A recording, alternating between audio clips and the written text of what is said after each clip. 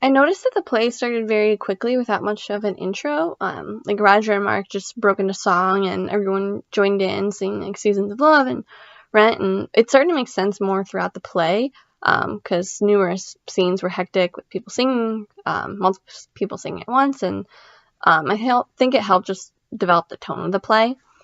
I did notice one of the values was love. Like when they were talking about how to measure the value of life, they started saying in the beginning, Seasons of Love, depicting the value of life can be determined by just that, love. And when singing Tango of Maureen, they were talking about the power of love. Even though she cheated on Joanne, Joanne still loved her and she couldn't take herself away from her. And then also they valued the best of every moment. So like when Mimi was singing Another Day, she talks about how they only have today and how they have to take advantage of it. Although Roger was kind of thinking something different. And then also when Roger sings One Song Glory, he was talking about doing one last great thing before the virus takes over, and at least he can make the most of this one thing. Something I had to look up was when the play was written and where the setting was. It was first written in 1996, and it is based in New York City. Knowing the city kind of just helped with the setting, like it made sense they were in a loft apartment. And knowing when the play was first staged helped because it made me understand the plot and the conflict with homosexuality and STDs, since this was a big controversy then. And building on that, the issues of diversity, the play challenges, I think, the traditional idea of homosexuality by including this content. And before Rent, there wasn't really an outright homosexuality in Broadway, and on top of it, it included STDs like AIDS, and which is commonly associated with gay men.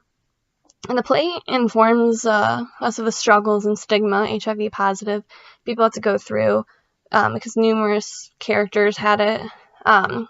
It also goes to show that it's more common than we think, and it isn't an issue to be ignored. So I think Larson wanted to bring awareness to the issue and hope society would eventually let that stereotype go.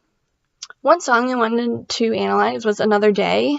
This song advances the plot because Mimi starts to get why Roger doesn't want to sleep with her, and she speaks of seizing the day because that's all they have. So they might as well take advantage of it. But Roger kind of thinks that if it is another day, his disease gets worse, and he just wants her to leave him alone. It advances Roger's development and his constant struggle with being HIV positive and all the sacrifices he has to make. Another Day also adds to the drama of the play because it's a pretty hectic scene with Roger and Mimi singing at the same time, and Roger's battling with telling Mimi or not, or just deciding to send her away. Two questions I had was, how do you think the audience would differ from when the play aired to 1996 now? That is, how do you think the audience would react to the play?